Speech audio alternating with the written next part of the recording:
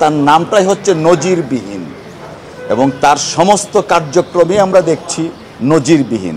নামের অর্থ তার সাথে মিল আছে, বেনজির মানে নজিরবিহীন। কেন এই কথাটা বললাম? দেখুন, বেনজির সাহেব ডিএমপির কমিশনার হলেন 14ই অক্টোবর 2010 এবং বাংলাদেশে এই 10, 11, 12 থেকে কিন্তু গুমের রাজ্য কায়েম হয়েছে। ডিএমপি কমিশনার থাকা অবস্থায় সরকার বিরোধী রাজনৈতিক দলের ছাত্রদল, যুবদল, বিএনপির অনেক নেতাকর্মী কিন্তু গুম এবং ক্রসফায়ারের শিকার হয়েছিলেন বিভিন্ন ওয়ার্ড থানার। তার শুধুমাত্র অর্থনৈতিক দুর্নীতির বিষয়ে কথা হচ্ছে, যেটা জাতি এবং ক্ষতিগ্রস্ত পরিবার বিক্ষুব্ধ, সংক্ষুব্ধ। ডিএমপির কমিশনার থাকাকালীন সময়ে তিনি মানবতা বিরোধী অপরাধের সাথে জড়িত। 5 বছর যখন ডিএমপি কমিশনার ছিলেন, সরকার বিরোধী রাজনৈতিক দলের অনেক নেতাকর্মী হত্যার শিকার হয়েছে, গুমের শিকার হয়েছে, ক্রসফায়ারে গিয়েছে। পরবর্তীতে 2015 থেকে 20 পর্যন্ত তিনি র্যাবের ডিজি ছিলেন এবং র্যাবের ডিজি থাকা অবস্থায় মানবতা বিরোধী এমন অপরাধ করেছিলেন যে কারণে 2021 সনের 10ই ডিসেম্বর ইউনাইটেড স্টেট ডিপার্টমেন্ট তাকে পার্সোনালি স্যাংশনের আওতায় নিয়ে আসে। অর্থাৎ তার মানবতা বিরোধী কার্যক্রমের বিচার এই দেশের মানুষ চায়, যেমনিভাবে চাচ্ছে দুর্নীতির বিচার। আর আপনারা জানেন, আপনারা জিজ্ঞেস করলেন যে তার যে এই যে বিচারের বা তদন্তের বিষয়টা হচ্ছে কি, আমি যা বললাম যে বেনজির, নজিরবিহীন। দেখুন, এই যে দুর্নীতি দমন কমিশনে কথিত একটা চিঠি পাঠিয়েছেন একজন আইনজীবী, আদৌ চিঠি কি পাঠানো হয়েছে? কোনো আইনজীবীর নাম কি এখন পর্যন্ত কেউ বলেছে? কি গ্রাউন্ডে তার সময় চেয়েছে কেউ কি কিছু বলেছে? অনেকেই মনে করছে যে এটা গায়েবী, অনেকেই মনে করছে এটা ভুতুরি আইনজীবী বা ভুতুরি চিঠি। আদৌ কোনো চিঠি এসেছে কিনা, যদি কোনো চিঠি এসে থাকে জাতির সামনে সেটা দিতে হবে এবং কোন গ্রাউন্ডে তার সময় চেয়েছে। অফকোর্স আইনের আশ্রয় নেওয়ার অধিকার প্রত্যেকটা ক্রিমিনালের আছে, প্রত্যেকটা ক্রিমিনালের আছে। এই আইনের আশ্রয়টা যে নিচ্ছে সেটার মধ্যে কোনো ট্রান্সপারেন্সি নাই, যে কারণে দেশের মানুষ মনে করছে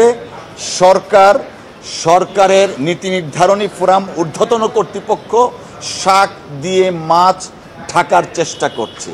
যে কারণেই তার বেনজির সাহেবের অর্থনৈতিক দুর্নীতি সহ মানবতা বিরোধী যে সমস্ত অপরাধ করেছে সেই অপরাধের তদন্ত ঢিলে তালে হচ্ছে।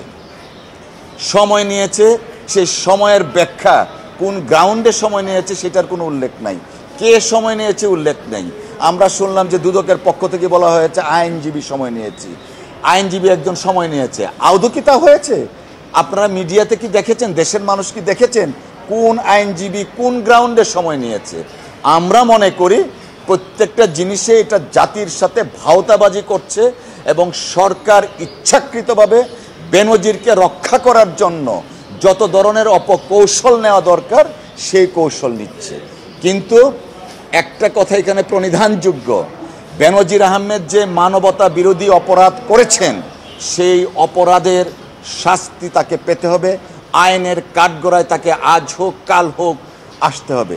উনি বলতেন যখন পুলিশের আইজিপি ছিলেন, কমিশনার ছিলেন, যে মাটির তল থেকে বের করে নিয়ে আসব। বিরোধী দলের নেতাকর্মীদের ক্ষেত্রে এই ওয়ার্ডগুলো উনি উচ্চারণ করতেন, ঘর থেকে ঘরে ঘরে টুকায় নিয়ে আসব। বিরোধী দলের রাজনৈতিক নেতাকর্মীদের ক্ষেত্রে এই ওয়ার্ডগুলো ইউজ করতেন। যে কারণে মানুষ এখন উল্টাটা প্রত্যাশা করছে, যে প্রান্তেই থাকুক তাকে আইনের আওতায় আসতে হবে ইনশাল্লাহ। ওটা হচ্ছে যে বেনজির প্রসঙ্গে, বেনজির যে মানবতা বিরোধী অপরাধ করছে সেই অপরাধের দায় তাকে নিতে হবে, শাস্তি তাকে পেতে হবে এবং রাষ্ট্রের দায়িত্ব আছে এই মানবতা বিরোধী অপরাধের জন্য তাকে কাঠগড়ায় দাঁড় করানো। পাশাপাশি এই বেনজির সাহেব বর্তমানে যে দুর্নীতির, অর্থনৈতিক লুটপাটের কথা আসছে সেইগুলা আড়াল করার চেষ্টা করছে, সময় ক্ষেপণ করছে। যে কারণে আমরা দেখতে পাচ্ছি না যে আদৌ কোনো আইনজীবী তার পক্ষে সময় চেয়েছিল কিনা, চেয়ে থাকলে কোন গ্রাউন্ডে সময়টা চেয়েছে সেই বিষয় কিন্তু জাতির কাছে স্পষ্ট না।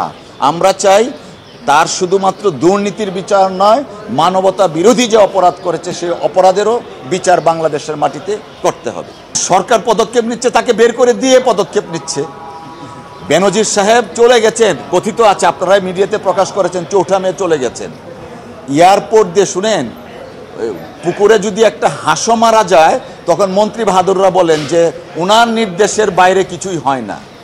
বেনজির এয়ারপোর্ট দিকে চলে গেলেন, জাতি ভালোভাবেই জানে কিভাবে গেছেন, আপনারাও জানেন।